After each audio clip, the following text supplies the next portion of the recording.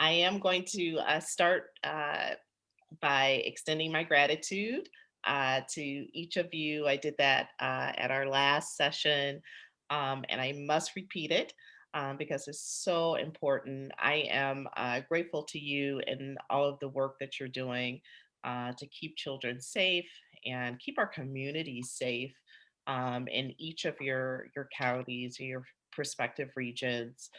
I had the pleasure of learning about CASA about 15 years ago. So I was I was actually intrigued. Um, and I learned about it through the donation closet at Wayne County.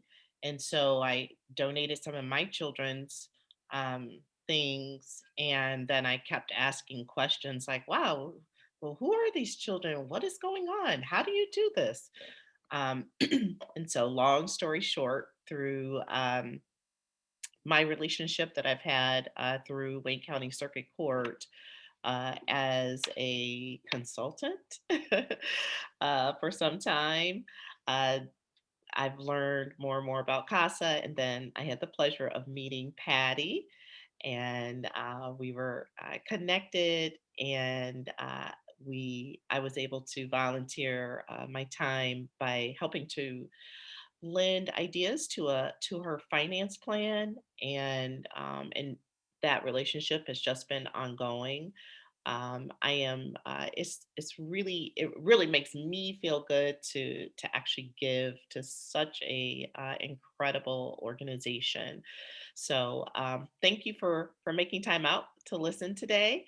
And you're going to see a few similarities. There are a few key differences though between fundraising and volunteer engagement.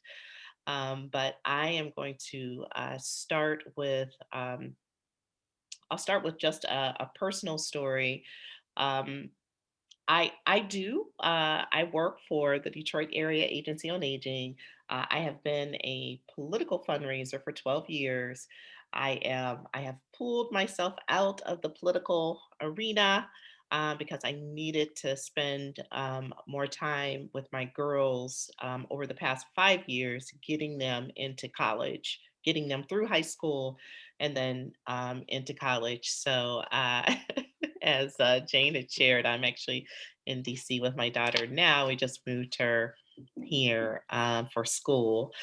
But so I've been in the nonprofit space professionally for 5 years.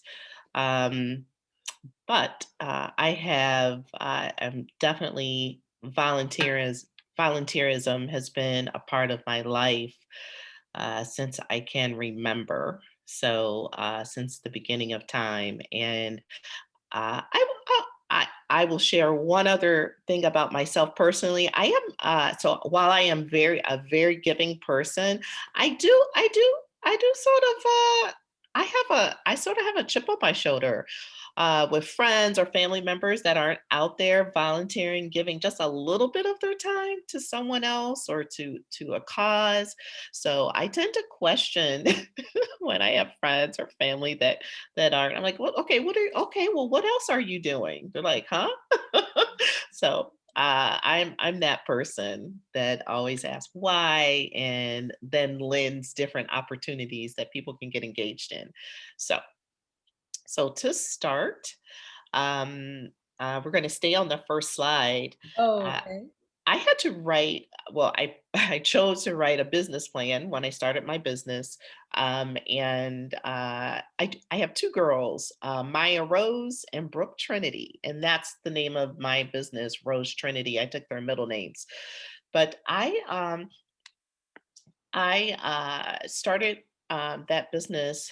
And when I wrote the plan, this was for fundraising. But when I wrote with the primary focus of fundraising, y- I could not be involved in a political campaign and or a nonprofit campaign without volunteers. I mean, volunteers are just naturally a part of look, the goal, the puzzle, even fundraising efforts. And so um, my slogan was for fundraising, or my definition for fundraising is the art of nurturing relationships. But I have quickly learned over my professional career that the art of nurturing relationships should be fluid and constant in all that you do, and certainly, most certainly with volunteers. They are really the glue to the nonprofit world and the likes. And so the art of nurturing those relationships is key. And it's constant.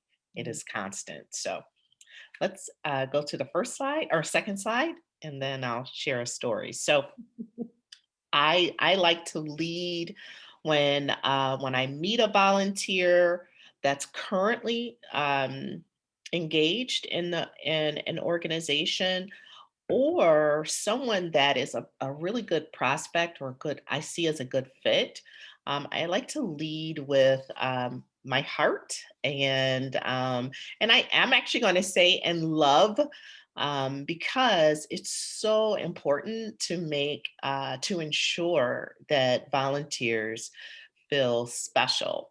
And the way that you do that, I'm sure, is in the way similar to how I've done that in the past is, and currently, is making certain that I'm really honed in and listening to each individual. And am very neurotic about taking notes, usually on my phone or in my journal, and I'll later log that information into a database. So being able to remember that a volunteer likes Snicker bars, or knowing that their grandmother lives in Petoskey, knowing that they have two children, headed off to college, or just knowing all of those just a few personal things about a volunteer that that they value, and so that you're acknowledging them, you see them, and you're really demonstrating how special they are. um, I am going to repeat this a couple times, and that is, the focus for volunteers should be about how they're benefiting from being engaged in CASA, not what you need them to do. So the focus should be on their benefits. What is the return for your volunteer? So let's go to the next slide, and then I'm going to share a quick story. So um, I always begin with the end in mind on every project that I do. How many volunteers do I need? What is the project? Okay, let me write the plan. Let me work the plan. And so I'll give you an example. I was on contract for Autism Speaks, and so I was in charge. And this is terrible. I'm trying to remember the year. I think it was I think it was 2011. So I did a short contract with them. It's like 9 months. They hire people. I was fundraising, but then I also had to push volunteers to the big fall event. And I had never worked with them before. I have a close girlfriend who her son is on the spectrum, and so I knew a little bit, but I had to really make time to do my research about autism. I had to really just figure out the lay of the land here in Michigan, no doubt, because the big statewide event was culminating at Ford Field. And so um, I thought, okay, if I need X amount of dollars, X amount of volunteers, I need something big. I mean, like, I really need something big. So during my research, I found out that Lieutenant Governor Calley, Brian Calley, his daughter was on the spectrum. And I thought, and so this what would have been during his term. And so I thought, you know what? I'm just gonna call him. And I talked to some of my friends. They're like, "What?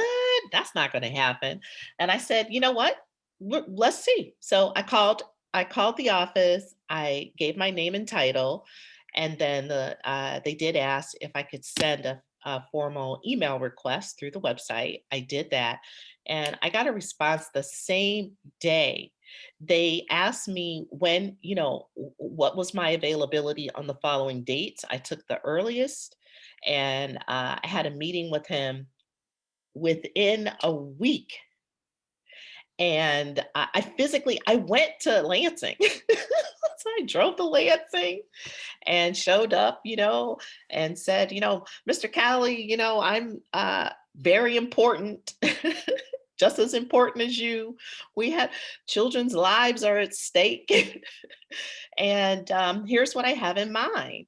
And he said, "Yeah, sure, I'll do it." I said, "Can you be, like our big spokesperson? Can you speak at the event?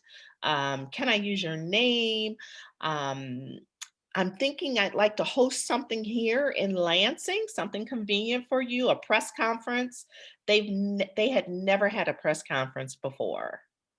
And so what I did is when he said yes, then my fundraising skills did kick in.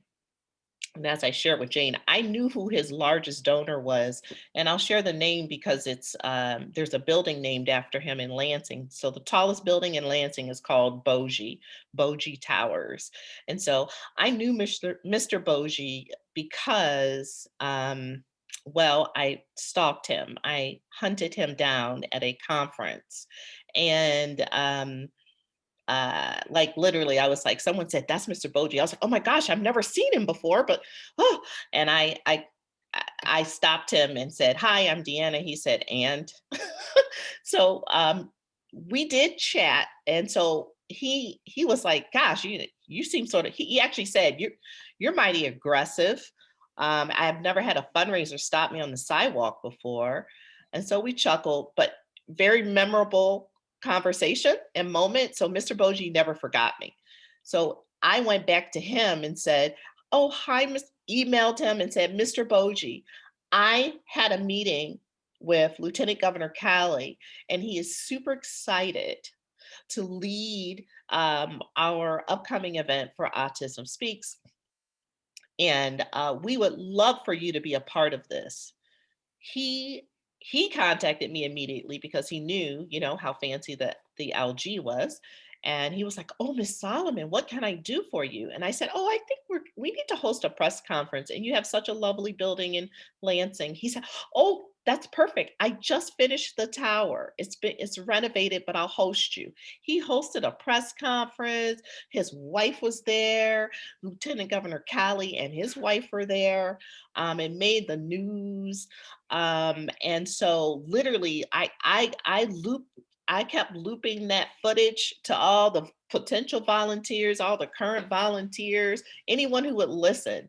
And it made a huge impact to start at the top. So after that, I had to go back to my plan and work the plan. But that's just an example of just being a little bold and just knowing those details. So um, full disclosure, I mean, in my political history, I did work on the finance team for the Michigan State Democratic Party. And I wasn't nervous. I thought, "Gosh, he has my name. Is he going to look me up and go, 'I'm a Republican. I'm not going to, I'm not talking to you.'" But he did not. No politics were ever mentioned in our conversation in the press conference. None of that. Our focus was solely on the children, or on those that were impacted with autism. And that's how I maintain, our conversations. And so oftentimes when you think, what is my dream? Who could help carry the message way farther than myself? Who would that be? And why not go after them? Why not? So, next slide. Okay. So, Mm.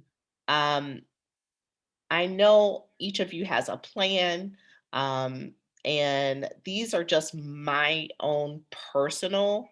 I'll just say my personal favorites and the ones that make a difference. Um, every campaign I've ever worked on, every project I've worked on, community project with on the nonprofit space. Uh, uh, for example, I have a coworker who has helped me meet very large shipments of PPEs, um, and it's a man. We don't have a lot of men at our nonprofit, and but he always helps me out.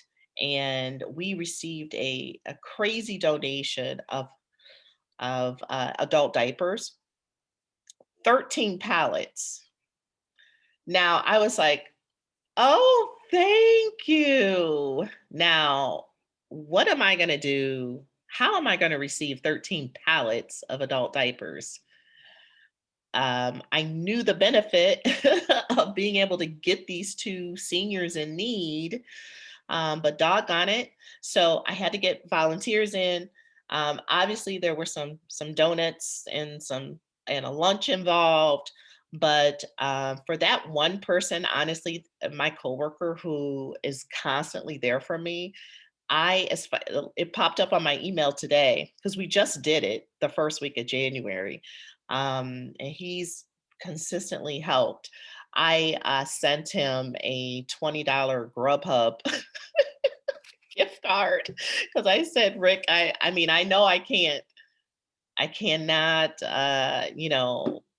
bring you dinner, but if you I just really wanted, I had a handwritten note as well that I left on his desk. But just leading with appreciation and gratitude is key. I know that you guys do an amazing job at that. Um, a handbook. I don't know if there's a volunteer handbook. I mean, I know that there's a 30 hours. And so, but making certain and ensuring that you have information that's clear and concise and readily available for your volunteers is also key. You do not want people wondering what's next. How do I make the next step? Okay, I did A, but how do I get to D? So I'm a proponent of using a lot of checklists and templates. Look for volunteers and actually for donors. It helps people feel more comfortable and at ease, and that's what you need. You need it to be as in the little diagram, very convenient, very um, and just accessible information. So next slide. And we'll wrap up here in just a second. So I always layer my outreach, whether that's with development or volunteerism. So I am a proponent of I want to meet people where they are, and volunteers especially. Some volunteers, they appreciate a phone call, and some of those that are busy, like the so the I do volunteer with the board, and I volunteer at church, and so my my relationships know I just need you to text me or email me, text or email. Please, please, please don't call me during the day. Um, that's just my thing, and I've communicated that, and I'm good. We're good. That works for us. And so you understanding how to best connect with your volunteers, but layering in all of these different options is super, super important. Um, I know on the recent campaign this fall with CASA, um, I stepped in to help make certain that the social media was done, and with managing and promoting the campaign on social media. And I know that the the the actual posts that received the most likes and hits were stories, actually sharing the stories of those doing the work. So, of course, Patty got, 1 million likes. But yeah, her video and her ask for volunteers was the most shared, the most liked. Um, I did video with uh, what's Mr. Wayne County? Roland Smith. Roland, yes, with Roland. And then the young lady from Oakland County did a video. Those were extremely well received because they were speaking, they were delivering the ask in their own voice, and their own style. So that was very well received. So we'll go to the next. Okay, so this is the slide that I always layer in when we're talking about setting goals. I know that based on whatever your goal is, it has to be smart. You can't say, oh, I need 100 volunteers. So uh, it's just, I need 100 volunteers tomorrow. Is that realistic? I had a goal back in November. We needed 300 volunteers to deliver Meals on Wheels for Thanksgiving. Now, I was newly over that space for our agency, and I thought the volunteer coordinator, was like, "No, we need 300 people." I said, "Okay, well, what do we do about COVID? you know, what about that?" And so that translated, I mean, the plans change pretty much hourly, daily, you know. Okay, nope, we're not going to do this. Okay, we're not going to do that. But every time while our plans kept changing, I knew we couldn't use 300 volunteers. That we had to change our process of delivering these meals. And so, what would the end goal look like? And so, when we finally came up with our plan, um, to work smarter, not harder, and to be safe, we ended up using a donor um, through the Ford Fund that then lended us volunteer drivers that could deliver our meals in bulk safely to just a few buildings versus hundreds of volunteers coming out. So just as another example, I just sent a note to the point of contact at the Ford Fund that helped us think smarter, engage volunteers differently, or not really at all, and then use a small group of Ford employees to make this happen for our seniors. And I sent her a note and I said, you know what, Jay? I sent her an email and said, hey, I know we're 3 weeks into the new year. Happy New Year. I know you received the standard New Year email that went out to all of our contacts.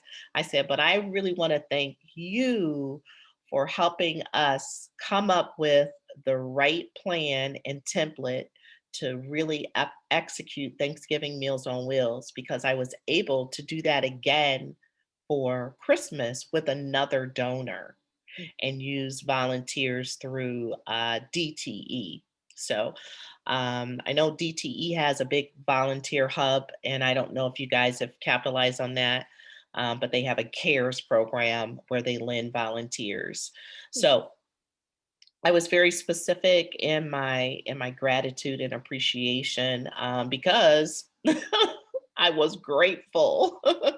So next slide. Mhm.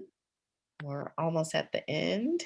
So, um, CASA has an amazing cause and what I would call a package product to sell. Um, you do have to put in the work. I know that volunteer recruitment is got to be tough. I'm hoping that the last campaign at least lended you additional resources. But again, it is a lifestyle and just a continuous process.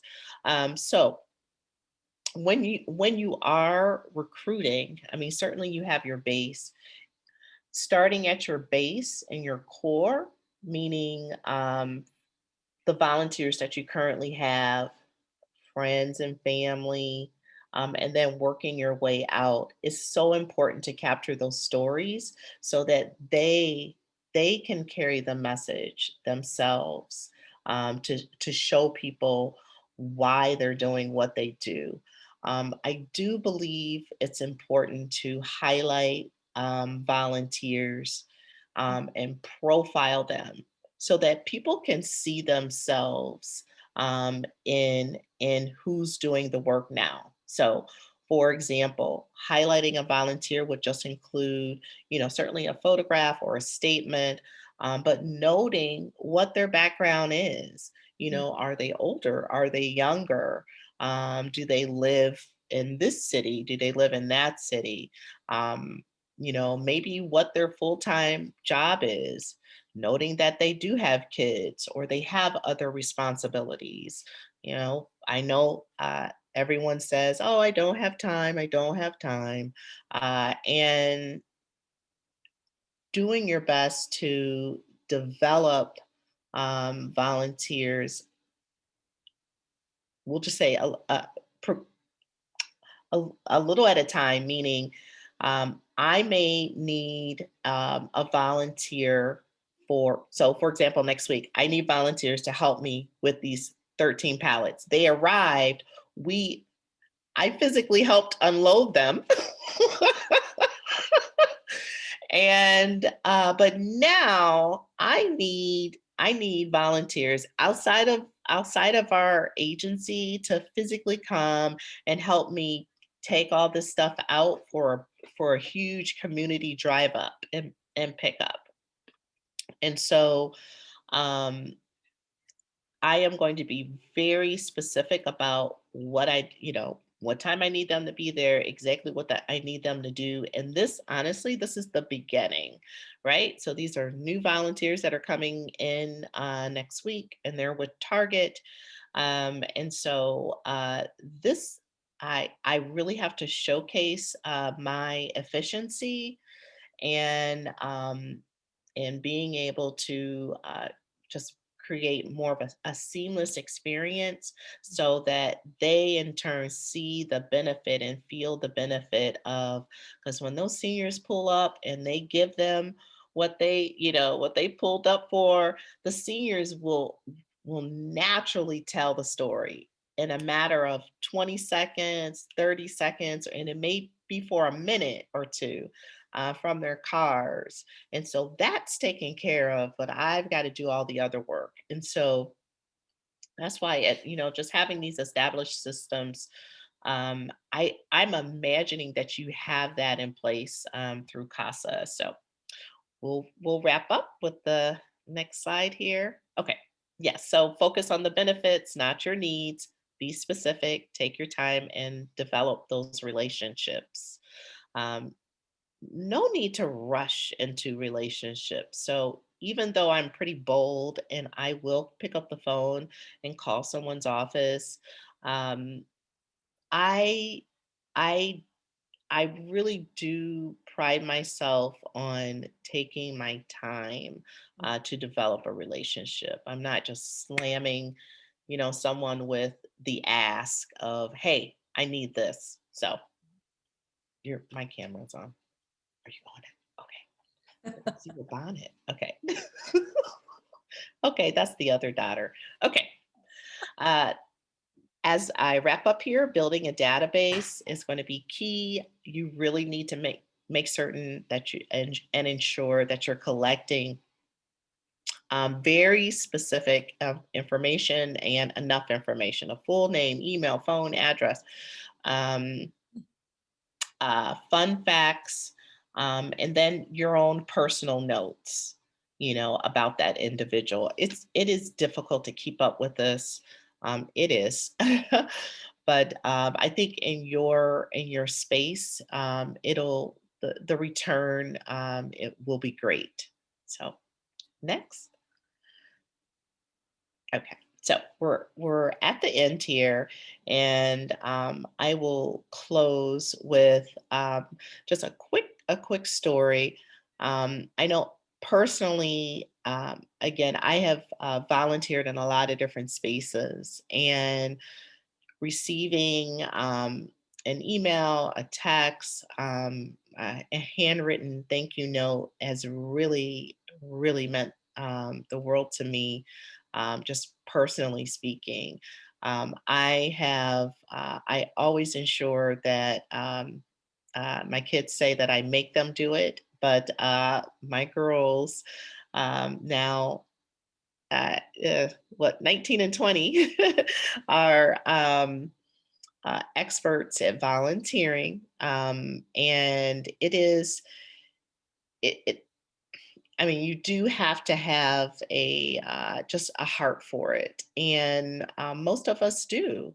And so it's a matter of finding those individuals and connecting with those individuals through your message, through the mission and work of CASA that is really important. So, what questions do you have? And I also like to ask what works well for you.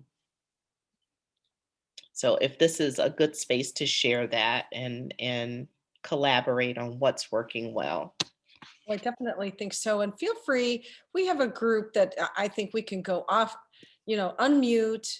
You can just chime in, or if you want to go on the chat, I can read it aloud too. But I do think it would be helpful to hear what is working for other people. Thanks, Jane.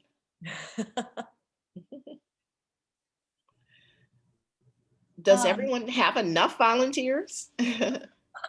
Go ahead, Trinity. Sorry, I just had a quick question. And I was in the last presentation that you did this morning as well. And on one of the slides, it says package a product to sell.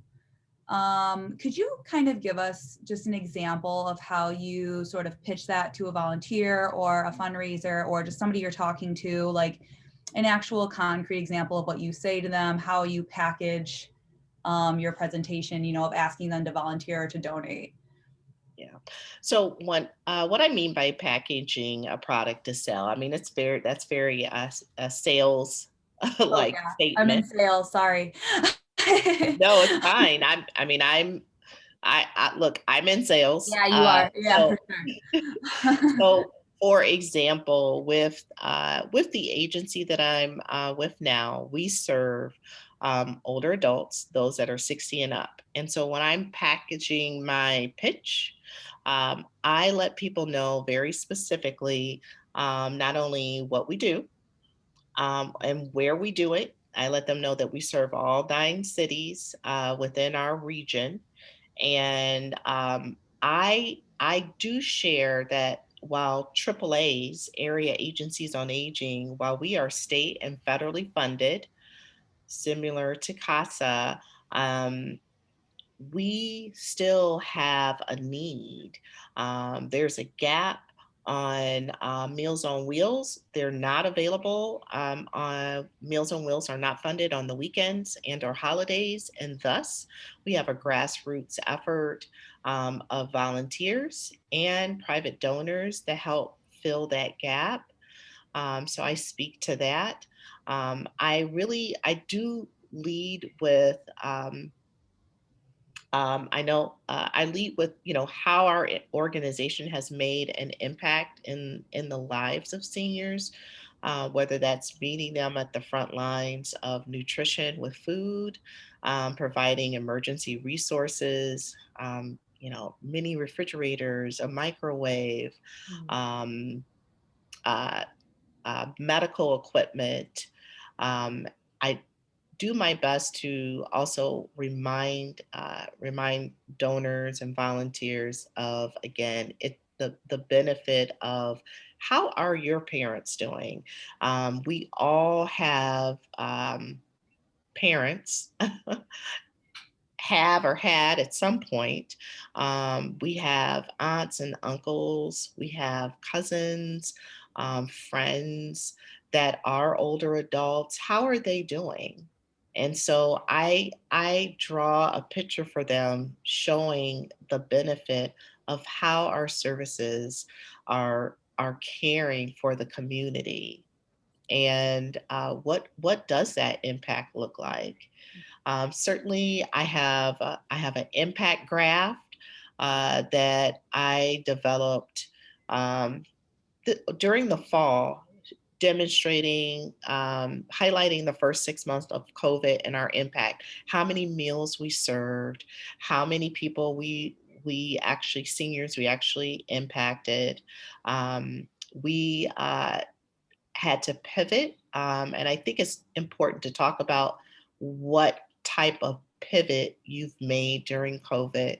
One of the pivots we made were to increase our wellness calls.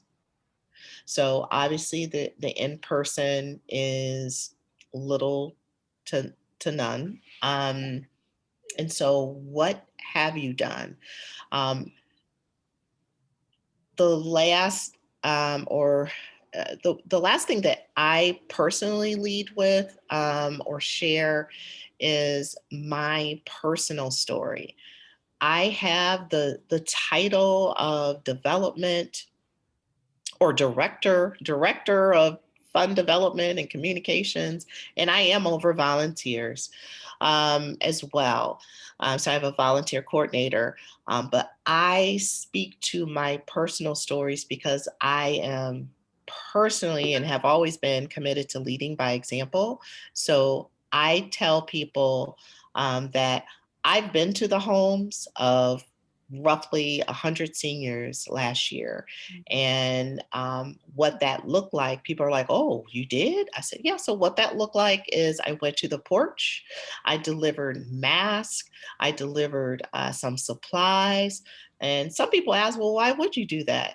I really wanted to personally check in and see how people were doing. I got a call from someone who needed something urgently, and I decided to be the safety net that day and take the supplies to the senior myself. Take the emergency meal box that we partnered with on Gleaners, take it myself and be a part of the solution for the senior that day. So I think that it's, I'm sure that both all of you are balancing your time and your schedules. It is very important to personally engage at some sort of grassroots level while we're always behind our laptops and our cell phones. It's really important to to have that one-on-one interaction with the people that you're serving. So to as safely as possible. So so those are things that I present when I'm packaging the sale. I do think of who the target audience is. If I'm speaking to a corporate donor or a corporate donor that actually provides volunteers. Um, so I'll close with this. So for example, I got the call from Target. It was a voicemail that was forwarded to me through our nutrition team. And so I was like, yes, I'm trying to get some money. And then when he said volunteers, I was like, oh, I don't want any more volunteers. It's COVID. Jeez. But I said, I'm going to he was like, I've got to do something in person. I was like, well, you guys can do calls. No, I said, okay, I have something very special for your team and I could really use your help. And I was very honest with him. I said, we're exhausted. And if I could get your help carrying all these boxes to the curb because we've unloaded 13 pallets and they're in storage, that would be amazing. And so being authentic about what you're doing, the work that you're doing, and the benefit to them and the need so is really important. Awesome. Thank you. You're welcome.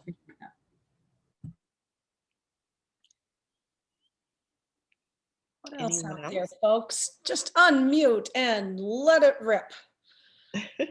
I know you have questions. I would imagine, and just interrupt me, I'm just trying to fill in time. Mhm.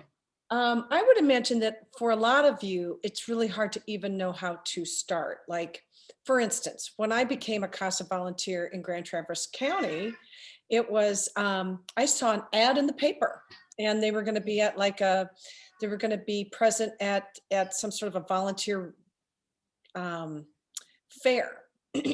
So, and I thought, wow, that's a stab in the dark. Put an ad in a print paper. So Hmm. I don't know, like what other ways can you just physically get started with reaching out to volunteers? So, I mean, you've got to tell your story. I'm not sure that I would immediately connect with an ad in a paper, not unless there was, a picture and a story um, connected to that. But just, hey, we're looking for volunteers, I might read it and go, okay, and probably keep going. So I do. I tend to lean on in over the course of the past 12 years. I've leaned on some star power, people that were very popular in the community, and it could be a, uh,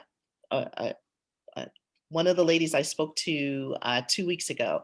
She's a member of a block club, and I actually 2 weeks ago I spoke to two people who have led their community block clubs, their neighborhood block clubs, and one block club is really big. It's very popular. It's been around. I think it's the oldest one in the city of Detroit. The other one is more smaller, and there's just 13 of them. But she could mobilize those 13 people to do anything. And so I said, oh well, Miss Jones, this is so wonderful. um, there was a give and take, meaning I heard what you said about how tired you are about running around grabbing groceries for seniors in the middle of COVID. I said, you don't need to do that. We have an emergency grocery shopping program. She was like, oh my gosh, that would be huge. I said, yeah, let me help connect you to that. I said, and then in the meantime, because the state has sent us 40,000 K95 masks, would you like some? And she's like, oh yes, we definitely want the mask. I said, so how about I have one volunteer deliver a bulk delivery to you, and you get them out to your area? She Mm, said, "Oh, I got that covered." mm, And so, being able to listen and just discern what can you give and then receive is key. I think um, while we talk about the ask and the packaging of the product to sell, there always has to be a side where you're listing, what can I give? mm, What can I do? I know volunteers do a lot. However, there are things, small things that we can do for volunteers. And something as simple as, a mask or a resource, connecting them to a resource that may or may not be a part of CASA, um, could benefit you in the long run. So mhm. Thank you. you're welcome. That- I would mute. That's my cat that you're hearing. Oh, wow. Okay. 20-year-old cat walking through the house complaining. What other things are going on out there? Share what you have used that has worked. I think that this network would always benefits from hearing from one another.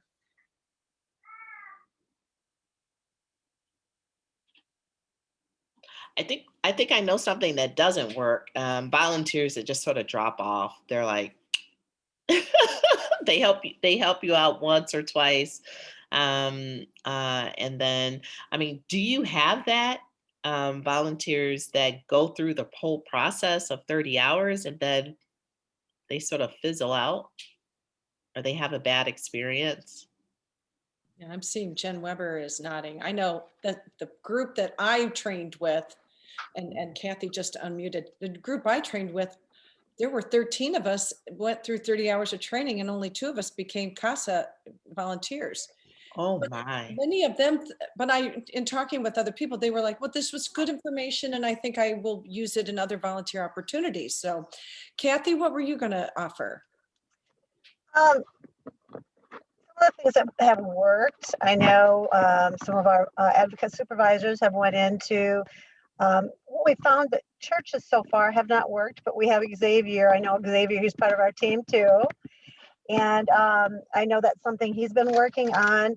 One thing I wanted to say that we do have some drop off, some that have went through the training and they just have us put them on, they haven't found the right case, or eventually I think they drop off. They just couldn't make it work afterwards. Some people we never hear from, but for the most part, I think they have stayed on, or they've said it doesn't work for me at this time, and then they've moved to the next training.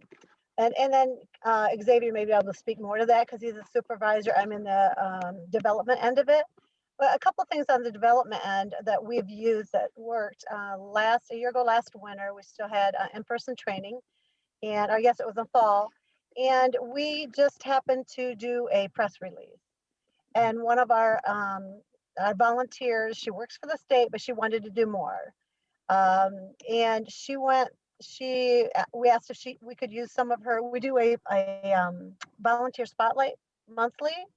That's really helped a lot of us tell them personal stories, why they got involved, and basically how it's impacted their lives, how it's impacted the children's lives. That's been real popular. Not everybody wants to do it. They don't want to be featured per se. They don't, Right. but some of them have. We've had a good chunk that have. But we took her story and put it out in a press release. And we went on a Friday from 2 volunteers for the training to about 13. And it was in the newspaper. Yep, it was in the Lansing State Journal. And a lot of them were retired, but not all, or they were close to retirement. They really wanted to see what's out there as they were getting close to retirement. But so we have seen newspaper work a little. Berry County, we have 3 counties. Berry County is more rural.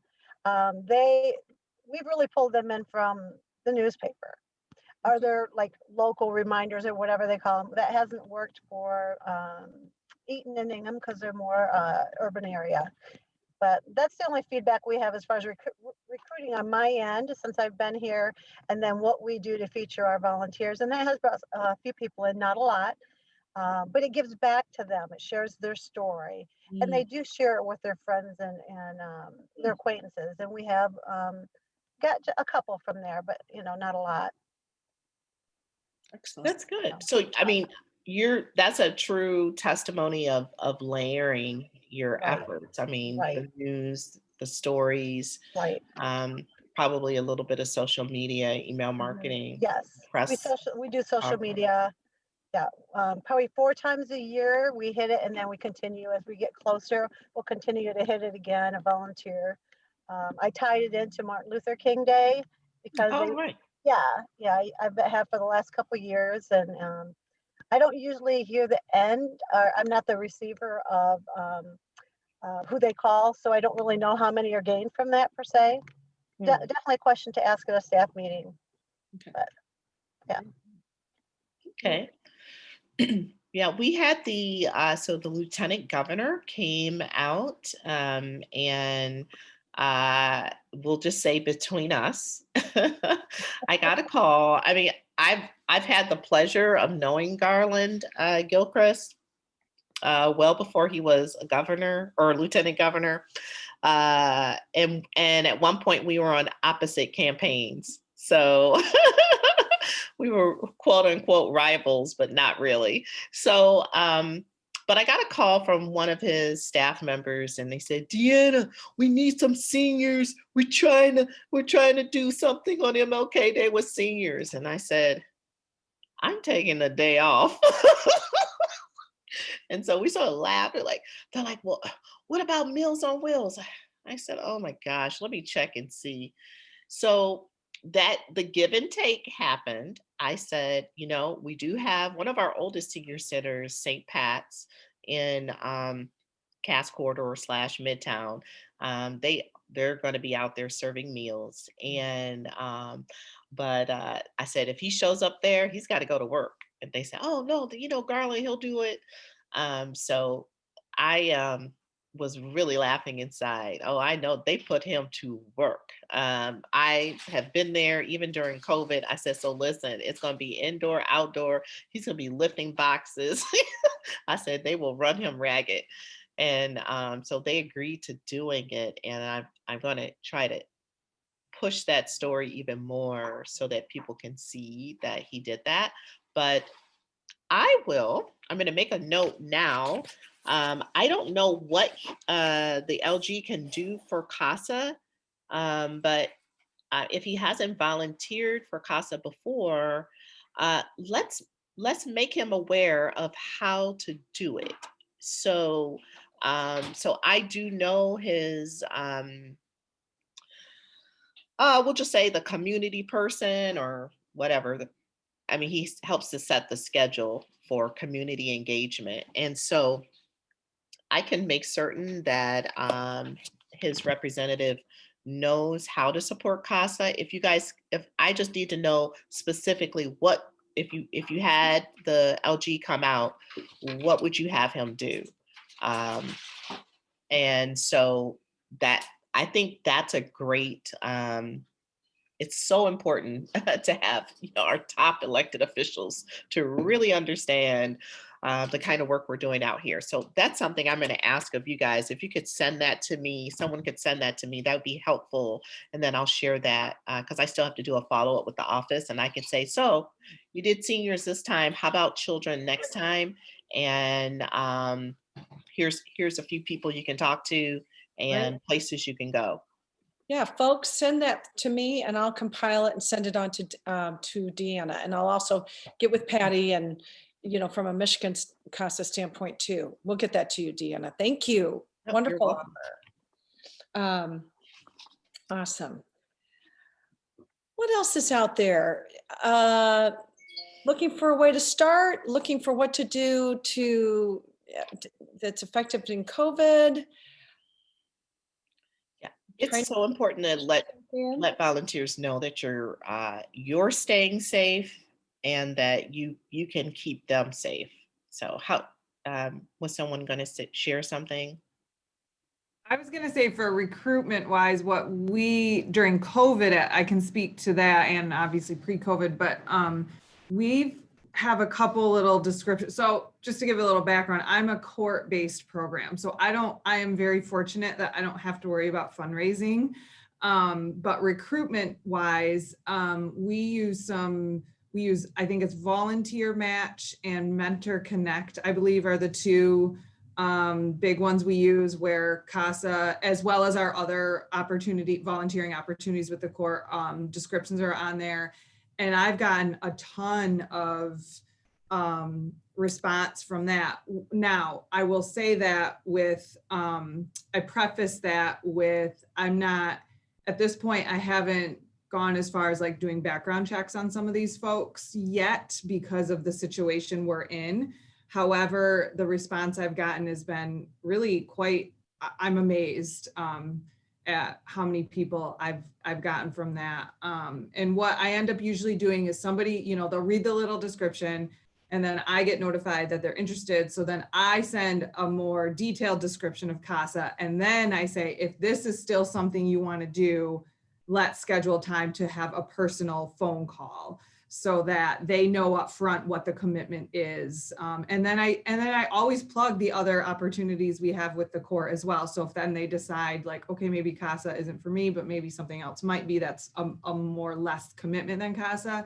So I just throw it all at them and they go, okay, yeah, add me to your list. And but I've gotten some good response from that. And then some people I never hear back from that email that I send them. And I'm like, well, I've reached out to them. I've done that part of it. And then it's, the ball's kind of in their court. So I know who's more serious, at least on the front end, versus the folks that are just, they've kind of cast their net very wide and seeing what kind of response I get, or it's either a fake email or something like that. At least I have that phone call that I've spoken to a real person and know where they're at. Right, right. Okay.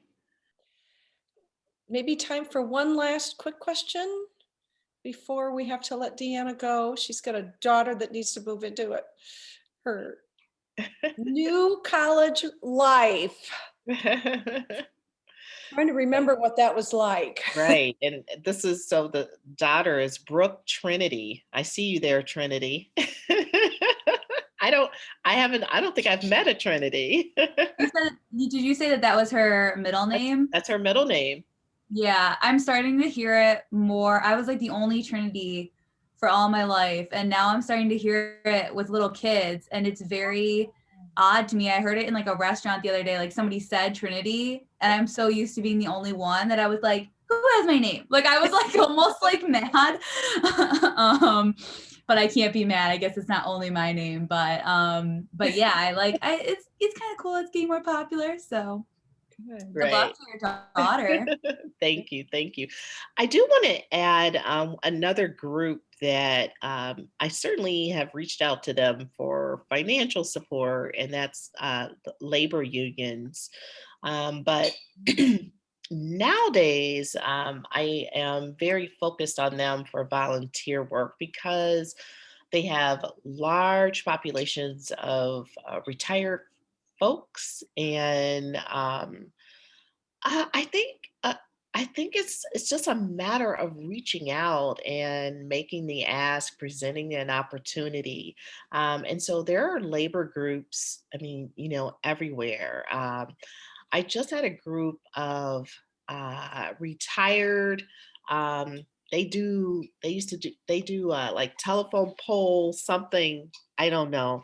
I should know the name, but I'd have to look it up. It was a long union group, and these guys were just great. They're both retired up north, but they were looking for opportunities to help. So maybe maybe we can share. I can share some volunteers, but those are, I think, a really good resource of people to reach out to. They're connected within their own circles. Some may or may not be on social media, but at least calling on the local unions is a good resource. And I think that I don't know about you, but we probably could use more men and in volunteer roles, so that to help represent the young boys that that are in need of their support. So I would definitely use that as a resource. And you can Google labor unions in your area. I don't have, I'm trying to think if I had a statewide list. I mean, I do have a labor list. I'll send you the labor list that I have because it's for the bigger ones. And Excellent. Thank I'll you. send that. I'll send my labor list. Wow. Thank you.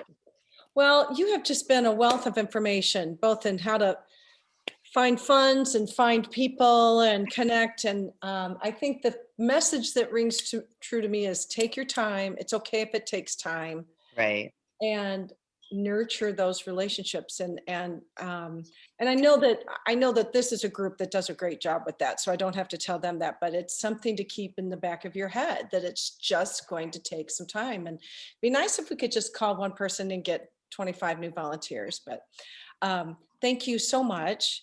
This has My been, pleasure.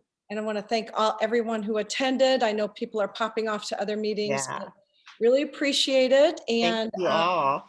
yeah, and I will send out DiAnna's slides, the list of labor unions. You send me stuff that you would have the lieutenant governor do and say. I think that would be like really exciting. And anyway, thank you so much. You're welcome. Everyone take care. Thank you again for the work that you're doing, and all the best to you. Don't hesitate to reach out.